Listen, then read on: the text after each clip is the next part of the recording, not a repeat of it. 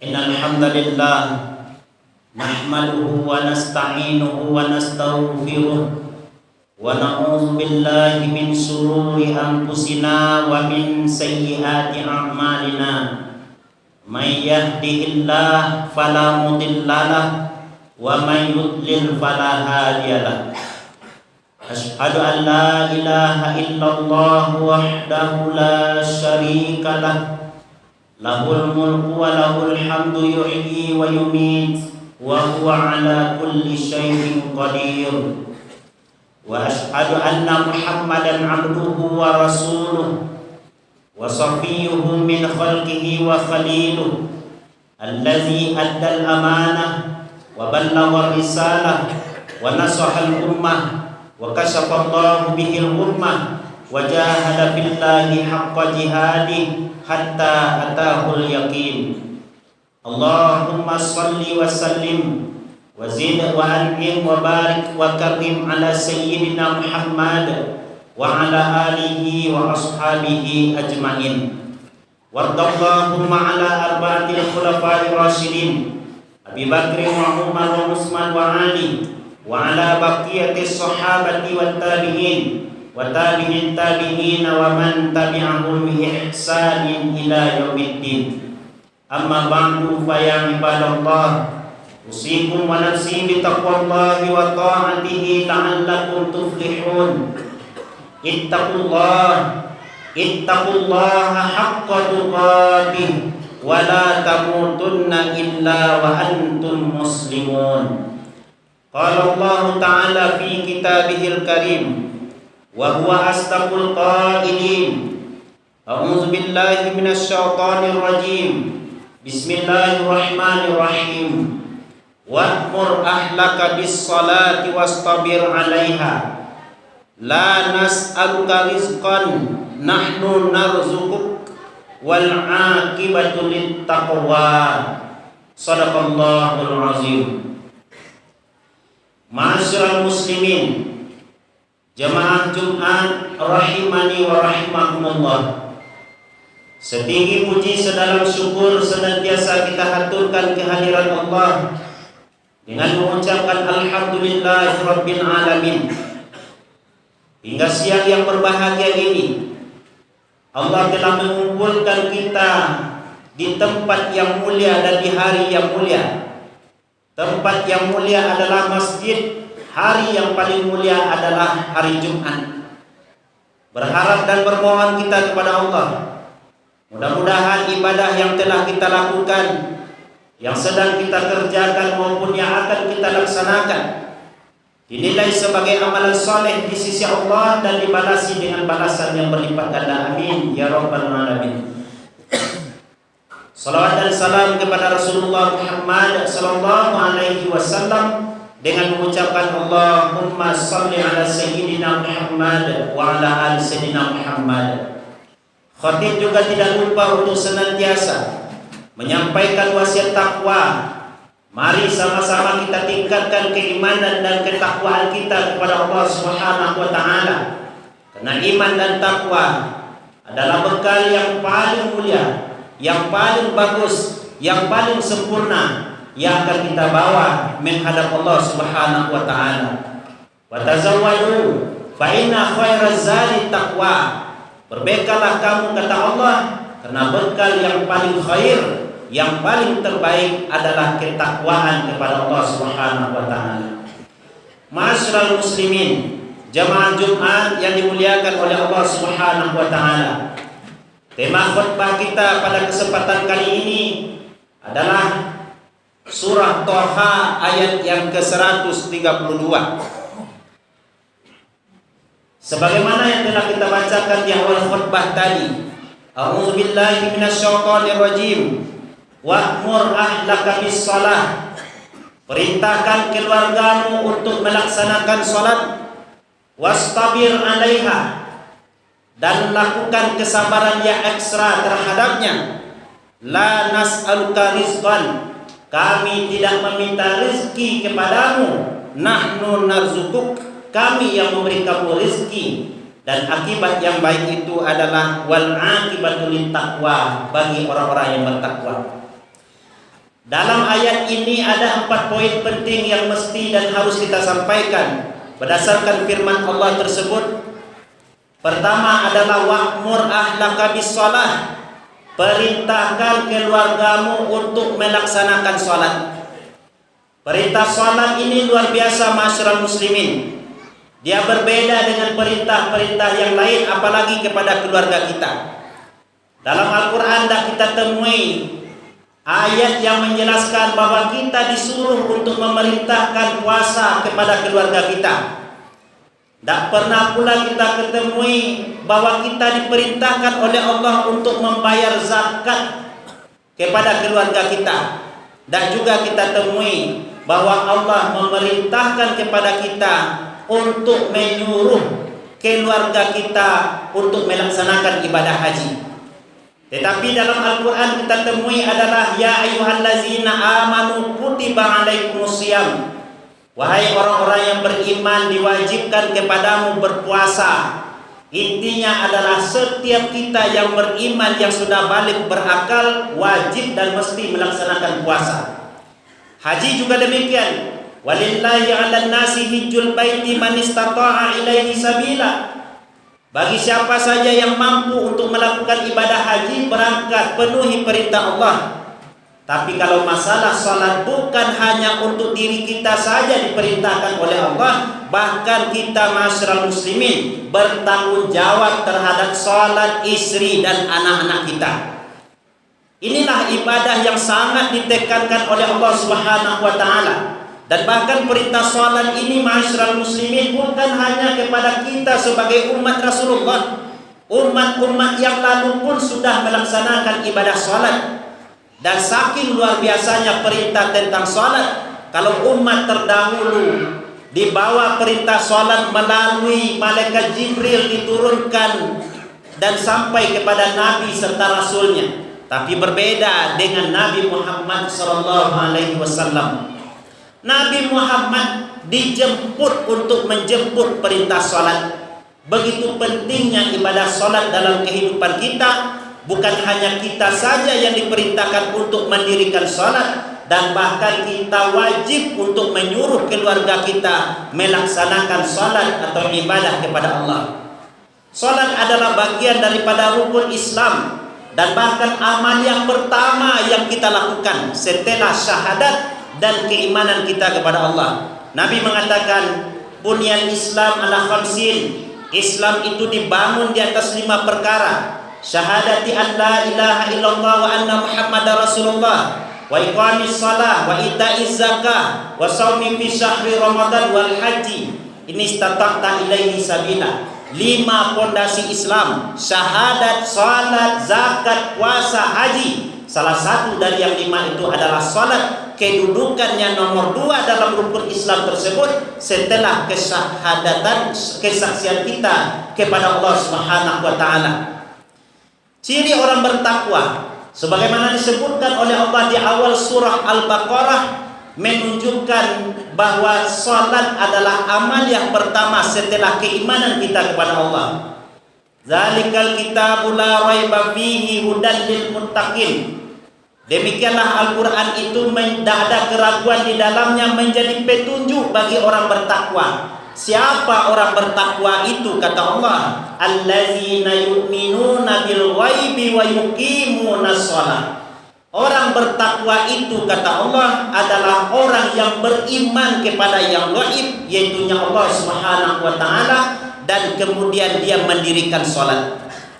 Alangkah ironisnya masyarakat muslimin, kalau seseorang memiliki KTP agamanya Islam, dalam kehidupan dia mengaku beriman kepada Allah, dalam bulan Ramadan dia melakukan ibadah puasa, tapi kalau dia tidak melakukan salat dan bahkan meninggalkan salat dengan sengaja, maka kata Nabi, faqad kafar, sungguh dia telah kafir kepada Allah Subhanahu wa taala.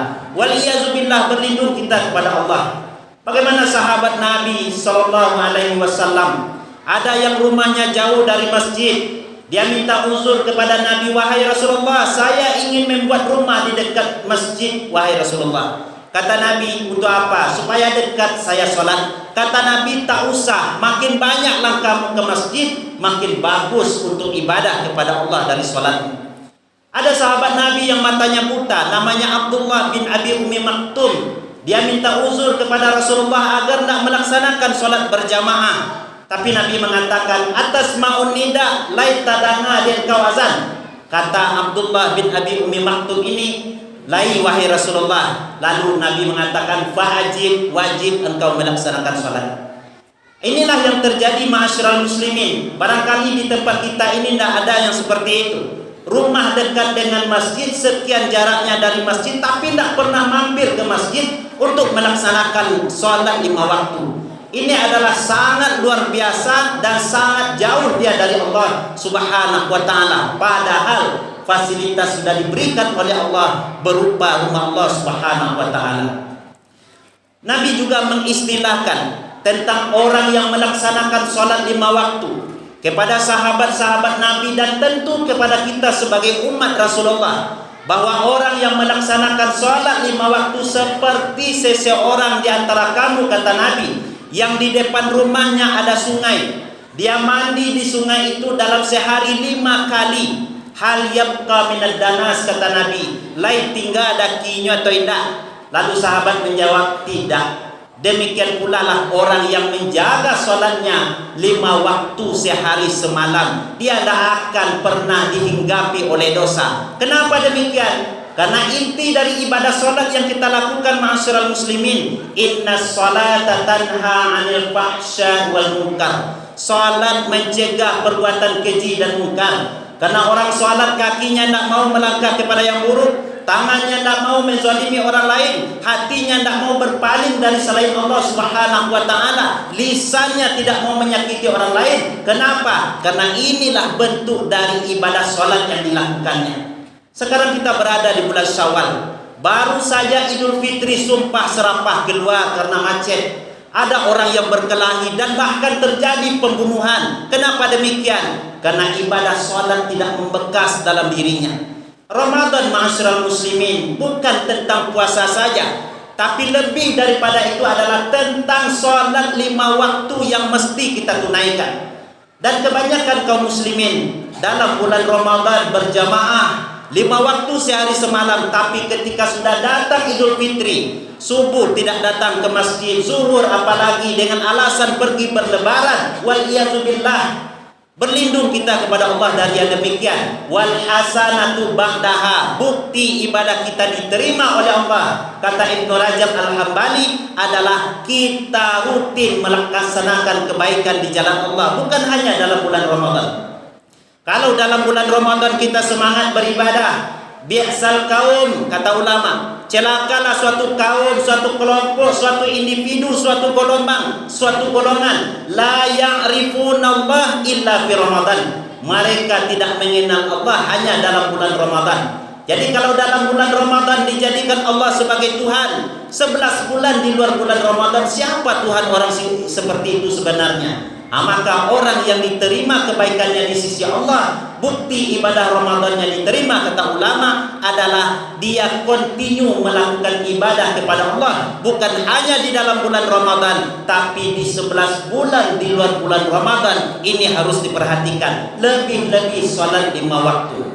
As-salawatul khamsu wal jum'atu ilal jum'ati wa Ramadan ila Ramadan mukaffiratun lima bainahunna iza jatunibatil kabair. Kata Nabi, sholat 5 waktu ke sholat 5 waktu. Dari subuh ke zuhur, zuhur ke asar, asar ke maghrib, maghrib ke isya, isya ke subuh. Jumat ke Jumat, seminggu jaraknya, 7 hari jaraknya. Ramadan ke Ramadan, setahun jaraknya. Mukaffiratul lima bainahunna iza jatunibatil kabair. Itu adalah penghapus dosa-dosa yang kita lakukan kepada Allah. Semua kita pasti ingin dosa kita diampuni oleh Allah. Tapi untuk mendapatkan ampunan dosa dari Allah dengan melalaikan ibadah sholat, bukan surga yang akan kita dapatkan, bukan pahala dari Allah. Justru orang yang sholat saja, kata Allah dalam Al-Quran, tapi dia lalai dari sholatnya, fawailul lil musallin, dia tempatnya di neraka wel. dia adalah orang yang celaka di hadapan Allah Subhanahu wa taala. Itu orang salat tapi lalai dari salatnya. Bagaimana orang yang dengan sengaja meninggalkan ibadah berupa salat kepada Allah Subhanahu wa taala? Ini yang mesti kita perhatikan. Jangan sebagai ayah kita hanya soleh secara pribadi, sementara istri dan anak-anak kita dia tidak mengerjakan salat. Anak-anak kita tidak peduli dengan yang namanya salat, sementara kita rutin melaksanakan ibadah ke masjid.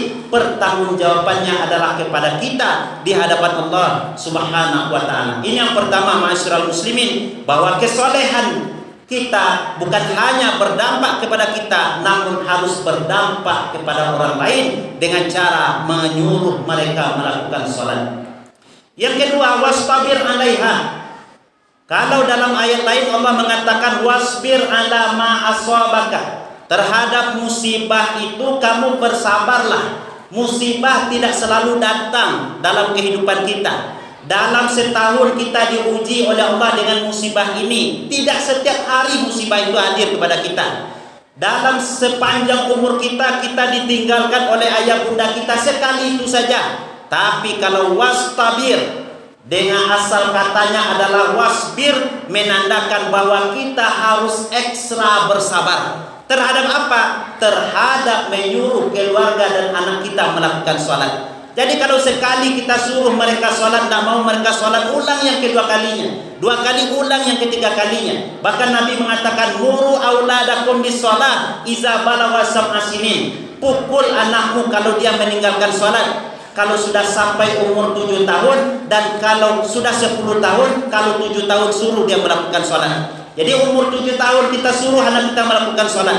Wa iza balagha 10 sinin, kalau sudah sampai 10 tahun, tugas kita adalah agama menyuruh pukul mereka kalau tidak melaksanakan sholat juga. Yang ironisnya dalam kehidupan kita, ma'asyiral muslimin, bagaimana kita akan sabar dengan yang diberikan oleh Allah, menyuruh anak-anak melakukan sholat. Kita suruh anak-anak melakukan sholat, kita tidak sholat sebagai ayah, sebagai orang yang menyuruh mereka melakukan sholat, maka kita tidak menjadi teladan bagi mereka. Nabi Ibrahim alaihissalam menempatkan anak cucunya di Masjidil Haram, sebagaimana firman Allah dalam surah Ibrahim ayat yang ke-37, Rabbana inni askantu min zurriyyati biwadin ghairi zi zar'in inda baitikal muharram Rabbana liyuqimus shalah. Wahai Tuhan kami, aku tempatkan anak cucuku di samping rumahmu Baitullah, Baitul Haram, supaya apa? Liyuqimus shalah, agar mereka mendirikan salat.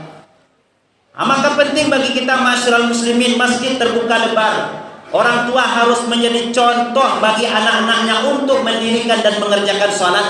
Seberapapun hebatnya ayah bunda, hebatnya keluarga, hebatnya suatu masyarakat, kalau di dalamnya tidak sholat, maka keberkahan akan dijauhkan oleh Allah Subhanahu wa ta'ala. Ini yang kedua, kita mesti sabar dalam menyuruh mereka melakukan sholat. Yang ketiga, kata Allah Subhanahu wa ta'ala, la nas'aluka rizqan, kami tidak meminta rezeki kepadamu, nahnu narzukuk, kami yang memberi kamu rezeki. Apa kaitan salat dengan rezeki?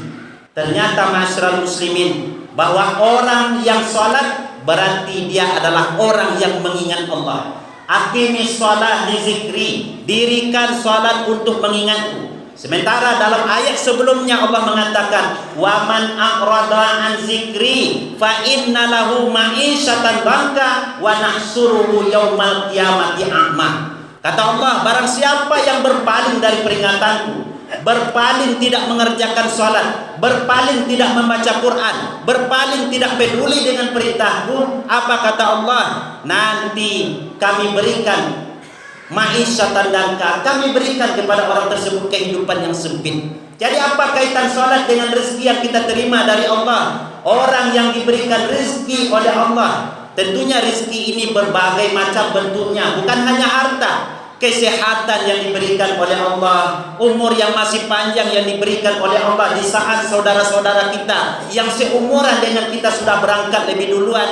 Yang terpenting lagi adalah hati kita menjadi tenang dengan sebab mengingat Allah melalui ibadah salat yang kita lakukan. Maka Nabi menyuruh kita agar memperbanyak sujud kepada Allah, tentunya adalah mengerjakan sholat. Jadi orang yang akan diberikan rezeki yang berkah tentunya adalah orang yang senantiasa dalam kehidupannya menjaga sholat yang telah diperintahkan oleh Allah Subhanahu wa ta'ala. Kemudian yang keempat, ma'asyiral muslimin, isi dari ayat ini adalah wal aqibatu littaqwa, bahwa apapun perbuatan yang kita lakukan dalam kehidupan ini tujuannya adalah ketakwaan kepada Allah. Menjadi muslim iya, menjadi mukmin iya, menjadi orang muhsin iya, menjadi orang mukhlis iya, menjadi orang muttaqin. Inilah level tertinggi yang akan kita bawa menghadap Allah Subhanahu wa ta'ala. Ibadah puasa yang kita lakukan, la'allakum tattaqun. Haji yang kita lakukan karena Allah menghapus dosa-dosa kita, sama seperti kita baru dilahirkan oleh ibu kita, dan tujuannya adalah ketakwaan kepada Allah. Sebentar lagi ibadah haji,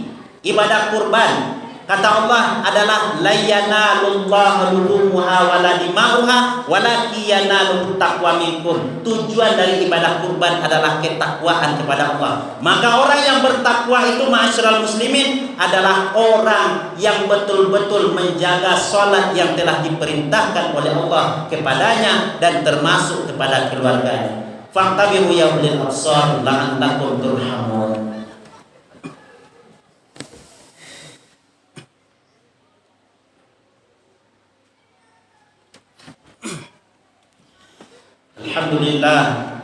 Alhamdulillahilladzi anzalal Qur'an hudan linnas wa bayyinatin lil mu'minina wal mu'minat wal muslimina wal muslimat al ahya'i minhum wal amwat innaka sami'un qaribun mujibu da'wat wa yaqadiyal hajat ya rabbal alamin.